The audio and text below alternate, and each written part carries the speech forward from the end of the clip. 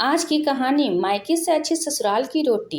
विधि जब से मायके से आई थी, विधि के अंतर्मन में हमेशा जंग छिड़ी रहती कि हम गरीब हैं तो क्या हुआ, हमारा अपना सम्मान नहीं है। अमीर लोगों को हमेशा हम गरीब लोग चोर ही क्यों नजर आते हैं।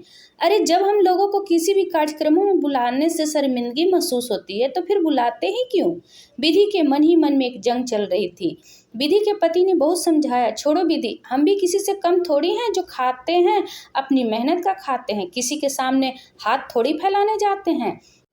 विधि के पति नयन एक छोटी सी मैकेनिक दुकान करके अपना जीवन यापन करते हैं। साथ ही में विधि भी सिलाई पुराई का काम करके घर के खर्चे लायक पैसे तो कमा ही लेती है।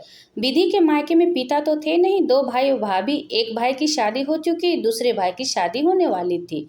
विधि की भाभी शिखा अपनी बहनों को ज्यादा तवज्जो देती थी, ननद को नहीं। विधि अपने मायके बहुत कम जाती थी क्योंकि उसको पता था मायके में कोई इज्जत नहीं थी। कभी कभी 2 साल हो जाता था तो मायके नहीं जाती। माँ तो थी नहीं तो इंतजार करती। विधि इंतजार करती रहती, काश कभी तो झूठे मुंह से ही फोन करके भाभी कह दे दीदी कब आ रही है मैके। लेकिन विधि की उम्मीदों पर पानी फिर जाता और उसका इंतजार सिर्फ इंतजार बन के रह जाता। इन दिनों विधि के भाई मनोज का फोन आया कि दीदी आपको शादी में जरूर आना है। विधि के मायके में छोटे भाई की शादी। छोटे भाई की शादी भी भाभी अपनी बहन से करवा रही थी। छोटे भाई की शादी विधि और उसके परिवार वालों को बुलाया गया। विधि बहुत खुश थी, जो उसके पास था उसने सब लिया। और जब अपने छोटे भाई की शादी में पहुंची तब उसकी भाभी ने उसकी तरफ मुंह सिकुड़ाते हुए कहा, अरे दीदी कम कम आज के दिन तो बढ़िया महंगी साड़ी पहनना थी। आजकल तो एक से एक लेटेस्ट डिजाइन की साड़ियां मिलती है। और ये क्या जीजू को अपने जोकर की तरह कपड़ा पहना रखे हैं, लगता है शादी का कोट है जो छोटा हो गया है। भाभी की बातें सुनकर लगा जैसे यह विधि की गरीब होने का मजाक बना रही है।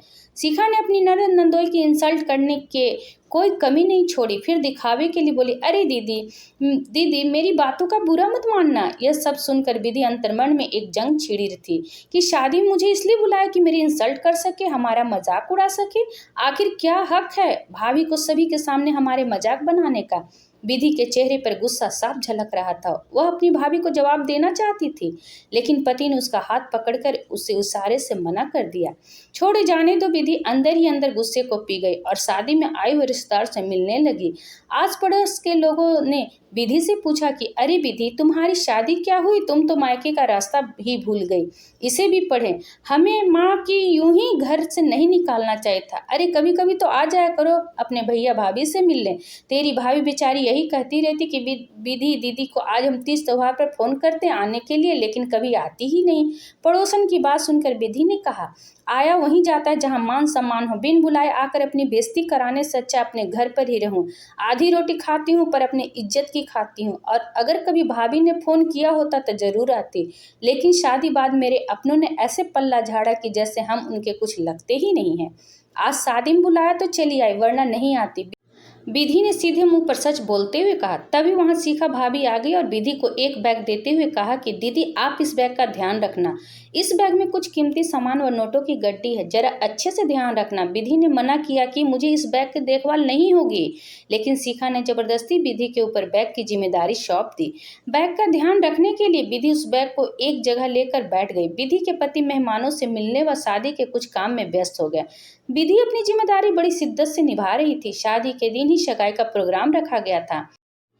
पहले सगाई फिर शादी। पंडित जी ने दूल्हे दुल्हन को एक दूसरे को अंगूठी पहनाने को कहा। तब विधि स्टेज पर उठकर गई और शिखा विधि के पास गई और बैग में से अंगूठी निकालने लगी तो उस बैग में पैसे नहीं देखी। अंगूठी भूलकर शिखा ने विधि से कहा, दीदी इस बैग में पैसे गायब है, कहीं आपने तो नहीं चुरा ली। शिखा ने अपने पति को बुलाया और कहा, देखो जी मैंने अंगूठी के साथ बैग में कुछ कैश भी रखा था और यह बैग मैंने दीदी को संभालने के लिए दिया था। अब सोने की अंगूठी है लेकिन बैग में पैसे नहीं है।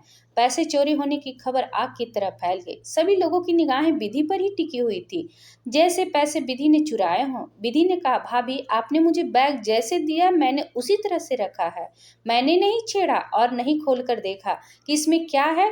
आप कहीं और देख लें, मैंने पैसे की चोरी नहीं की। सच में भाभी मैंने पैसे नहीं चुराए, मैं गरीब भले ही हूँ लेकिन मैं चोर नहीं हूँ। आप लोग ठीक से पैसे मिल जाएंगे। विधि ने बेपसी से कहा, मैंने बैग को खूब अच्छे से देख लिया, इसमें पैसे नहीं है। अब वहां इकट्ठे लोग तरह तरह के बातें बनाने लगे कि शर्म नहीं आई अपने ही भाई के घर में चोरी करते हो। अरे गरीब है, पैसे देखकर लालच आ गई होगी और ना जाने क्या क्या लोग बोले जा रहे थे। शिखा ने लगता है दीदी ने पैसे नंदोई जी को देकर घर भेज दिए हैं, पैसे को छिपाने गए हैं तब नंदोई जी नजर नहीं आ रहे।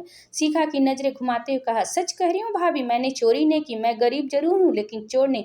आखिर आप मुझ पर चोरी का इल्जाम लगाकर साबित क्या करना चाहती हो? आप सब मेरा यकीन कीजिए, मैंने चोरी नहीं की। विधि चिक चिक कर कह रही थी, मैं चोर नहीं हूँ। विधि की आवाज सुनकर उसका पति आया, जो इस बातों से अनजान था। विधि का भाई अपने जीजा की तलाशी लेने लगा, लेकिन कुछ नहीं मिला। आखिर पैसे गए तो कहाँ गए? तभी शिखा की बहन, जो ब्यूटी पार्लर तैयार हो रही थी, वह पार्लर से लौट आई और गार्डन में भीड़ इकट्ठा देखकर झट से वहां आई। क्या हुआ यहाँ? आखिर यहाँ इतनी भीड़ क्यों है? शिखा की बहन सोने ने सवाल किया। तब शिखा ने कहा, क्या बताऊं, मैंने अपनी ननद को बैग संभालने दिया, उसमें अंगूठी के साथ साथ पैसे भी थे। सोने की अंगूठी तो है, लेकिन पैसे देख ननद साहिबा का मन फिर गया। उन्होंने बैग में से चोरी कर लिया और झूठ बोल रही है कि चोरी नहीं की। तभी सोना बोली, अरे जीजी, वो पैसे तो आपने मुझे रखने के लिए दिया। आप शायद भूल गई हो, मैं जब पार्लर जा रही थी तब आपने ही कहा था नोटों की गड्डी, सोने के जेवर एक साथ रखना ठीक नहीं होगा, कभी पैसे इधर उधर हो गए तो आफत आ जाएगी, इसलिए आपने वो पैसे मुझे रखने के लिए दे दिया। मैं अभी लेकर आई पैसे, सोना ने कहा। अब सभी के सामने सब कुछ साफ था। शिखा और विधि के भाई सिर सभी के सामने झुका हुआ था। दोनों विधि और उसके पति के आगे हाथ जोड़कर माफी मांगने लगे। हमें माफ कर दो, बिना सोचे समझे आप लोगों को हमने गलत समझा। लेकिन विधि के अंतर्मन में गुस्से और अपमान की ज्वालामुखी फट रहा था। उसने सीधे मुंह कहा, तुम लोगों को हमारा अपमान करना था, जो तुमने कर दिया। अब माफी मांगकर क्यों अपने आप को शर्मिंदा कर रहे हो? मैंने कितनी बार कहा कि मैंने चोरी नहीं की, लेकिन मेरी तुमने एक नहीं सुनी। मेरे साथ साथ मेरे पति के ऊपर भी इल्जाम लगा दिया। तुम लोगों को लगा हम गरीब हैं तो हम अपनी जरूरतों के लिए चोरी करेंगे। हम गरीब भले ही हैं, लेकिन हम भी स्वाभिमान से जीते हैं। हम अपने घर आधी रोटी खाते हैं, लेकिन इज्जत के खाते हैं। मैं ना तो अपना अपमान सहन कर सकती हूँ और ना ही अपने पति का। जब तक सहन करने की हिम्मत थी करती रही, लेकिन अब बात मेरे और मेरे पति के आत्मसम्मान की है। तो अब मैं आज इस घर से हर रिश्ता तोड़ती हूँ जहाँ रिश्ते का कोई मोल नहीं। मुझे ऐसे मायके की जरूरत नहीं। मुझे कभी अपने भाई से यह उम्मीद नहीं थी कि वह मुझे चोर समझने लगेगा, लेकिन समझ आ गया जब लोगों की आंखों पर दौलत का अहंकार छाया रहता है, जब उन्हें हर व्यक्ति गरीब व्यक्ति चोर ही नजर आता है, चाहे वह उनका अपना खून ही क्यों न हो। विधि ने वो अपनी सारी भड़ास निकाल दी, क्योंकि विधि की हालात उस व्यक्त ऐसी थी कि काटो तो खून नहीं। विधि अपने भाई भाभी से रिश्ता तोड़कर वहां से चली गई।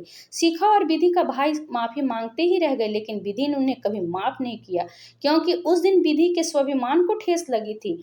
मायके से जो थोड़ी बहुत उम्मीद थी वो भी टूट गई। वहां मौजूद लोग शिखा को ही दोष देने लगे कि तुम्हें पहले सभी पूछताछ करनी चाहिए थी और किसी कमरे में ले जाकर फिर विधि से पूछती। ऐसे सभी के सामने पूछना गलत था। विधि की बात पर विश्वास तो करती, भाभी न सही, लेकिन भाई तो अपनी बहन की बात सुनता। सच में शिखा ने विधि के साथ बहुत बुरा किया। शादी बिना हुए पूरे हुए विधि अपने पति के साथ अपने ससुराल ला गई। जब भी विधि का ये बातें याद आती है, आज भी उसके अंतर्मन में एक जंग छिड़ी रहती।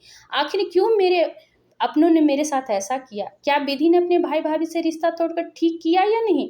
मेरे विचार से विधि बिल्कुल ठीक किया। ऐसे भाई भाभी से रिश्ता रखना जिन्हें अपने लोगों पर विश्वास नहीं, हर वक्त अपमान का घुट पीने से अच्छा ऐसे लोगों से रिश्ता ही तोड़ देना जो सिर्फ दौलत के घमंड में चुर रहते हैं। यह मेरे अपने विचार हैं, क्योंकि हमें कभी भी रिश्तों से ज्यादा पैसों को अहमियत नहीं देनी चाहिए।